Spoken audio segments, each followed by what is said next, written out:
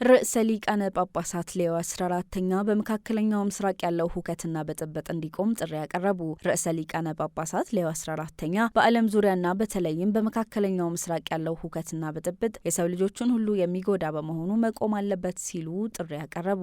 ሁሉም ሰው በጸሎት እንዲጸና ያሳሰቡት ቅዱስነታቸው በእነዚህ ግጭቶች ሳቢያም ንጹሐን ሰለባ እንደሆኑና ስቃይ ውስጥ እንደሚገኙ አንስተዋል። ርዕሰ ሊቃነ ጳጳሳቱ በቅዱስ ጴጥሮስ አደባባይ ባደረጉት ጸሎት በመካከለኛው ምስራቅ እየተካሄደ ባለው ሁከትና ብጥብጥ ምክንያት የሚደርሰው ሞትና ስቃይ ለመላው የሰው ልጅ ከባድ መሆኑን አስታውቀው በእግዚአብሔር ፊት ታላቅ ጩኸት ነው ሲሉ አስጠንቅቀዋል። በመቀጠልም ጠላትነት እንዲቆምና በቅንነት ውይይትና የእያንዳንዱ ሰው ክብር በማክበር ላይ የተመሰረተ የሰላም መንገዶች በመጨረሻ እንዲከፈቱ ሁሉም ሰው በጸሎት እንዲጸና አበረታተዋል። በመካከለኛው ምስራቅ የሟቾች ቁጥር እየጨመረ መምጣቱን የሚገልጹ ዘገባዎች እንደቀጠሉ ሲሆን ግጭቱ ከተቀሰቀሰ 23ኛ ቀን መያዙ ተገልጿል። በሊባኖስ ብቻ ከ1000 በላይ ሰዎች ህይወታቸው ማለፉ የተገለጸ ሲሆን እሁድ ማለዳ ላይ በእስራኤል ከተሞች ላይ በኢራን የሚሳኤል ጥቃት ቢያንስ 160 ሰዎች ቆስለዋል። በሳውዲ አረቢያና ባህሬን በአየር ክልላቸው ውስጥ በርካታ ሰው አልባ አውሮፕላኖችና ሚሳኤሎች የተወረወሩ ሲሆን በኢራን የሟቾች ቁጥር ወደ 1444 አካባቢ እንደደረሰና